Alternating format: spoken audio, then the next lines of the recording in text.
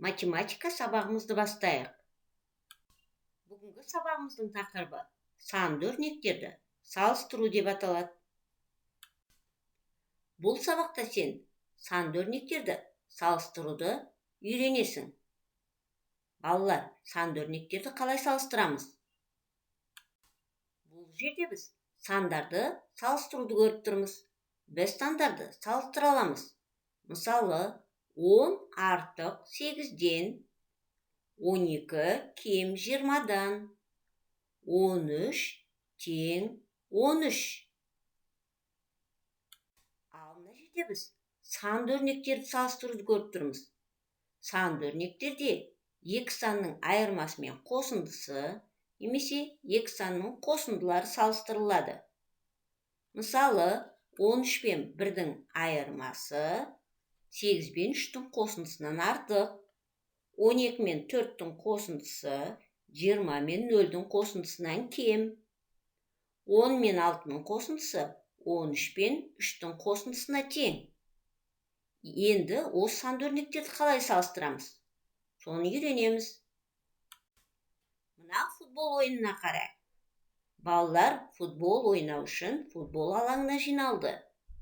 Футбол алаңының сол жағындағы жоғарғы үйден 3 бала шықты, ал төменгі жағынан 2 бала шықты. Ал енді футбол алаңының оң жағындағы жоғары үйден 4 бала шықты, төменгі үйден ешқандай бала шықпады. Енді балалар, жаңа сол жағындағы 3-ке 2-ні қоссақ 5 бала болады. Ал 4 пен 0-дің қосындысы 4 болады. Енді алаңның екі жағындағы балаларды салыстырайық. 5 4-тен артық. Яғни балалар, 3 пен 2-нің қосындысы 4 пен 0-дің қосындысынан артық екен. 5 артық 4-тен. Сонымен балалар, санды өрнектерді салыстыру үшін олардың мәндерін тауып, сол мәндерді салыстыру керек. Мысалы, 2 мен 5-тің қосындысы мен 6 мен 4-тің қосындысын салыстырайық.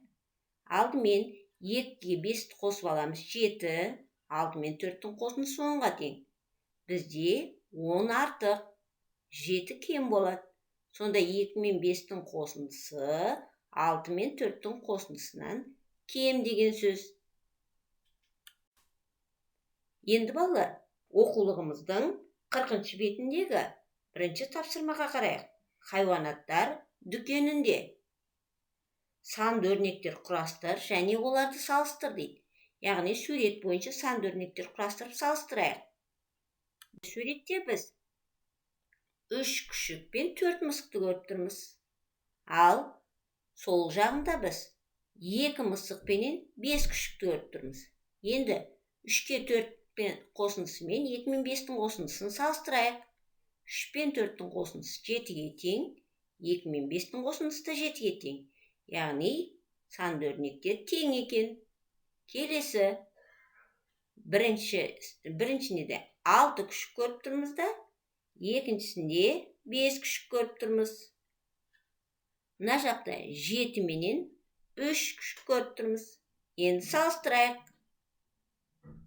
6 мен 5-тің қосындысы 11-ге тең, 7 мен 3-тің қосындысы 10-ға тең. Яғни 11 артық 10-нан. Яғни 6 мен 5-тің қосындысы 7 мен 3-тің қосындысынан артық екен. Енді тордың ішіндегі тотықстарды. Бірінші жағында 4 тотықс пен 4 тотықс отыр екен. 4 пен 4-тің қосындысы. Ал екінші жағында 2 мен 8-дің қосындысы. 4 пен 4-тің қосындысы 8-ге тең, ал 2 мен 8-дің қосындысы 10-ға тең. Сонда 8 кем 10-нан болады. Яғни 4 пен 4-тің қосындысы кем 2 мен 8-дің қосындысынан. Жарайсыңдар балалар. Енді оқулығымыздың 41-ші бетіндегі тапсырмаларды орындайық. Ал жұмыс дәптеріміздің 37-38-ші беттеріндегі тапсырмаларды өз бетіңше орында. Жарайсыңдар балалар.